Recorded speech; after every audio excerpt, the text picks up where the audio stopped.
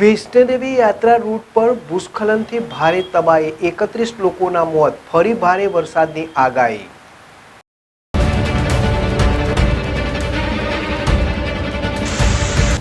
વૈષ્ણોદેવી ધામમાં લેન્ડસ્લાઇડ, 31ના મોત, મૃતકોમાં મોટાભાગના શ્રદ્ધાળુઓ, બચાવ કામગીરી ચાલુ, મૃત્યુઆંક હજુ વધી શકે છે। મંગળવારે જમ્મુના કટારા સ્થિત વૈષ્ણોદેવી ધામ ખાતે અર્ધકુમારી મંદિર પાસે થયેલા ભૂસ્ખલનમાં મૃત્યુઆંક 31 પર પહોંચી ગયો છે। અકસ્માત મંગળવારે બપોરે 3 વાગે વૈષ્ણોદેવીના જૂના ટ્રેક ઇન્દ્રપ્રસ્થ ભોજનાલય પાસે થયો હતો। ગઈકાલે મોડી રાત સુધી 7 લોકોના મોતના અહેવાલ હતા, પરંતુ સવારે આ સંખ્યામાં વધારો થયો। વહીવટી તંત્રનું કહેવું છે કે મૃત્યુઆંક વધુ વધી શકે છે।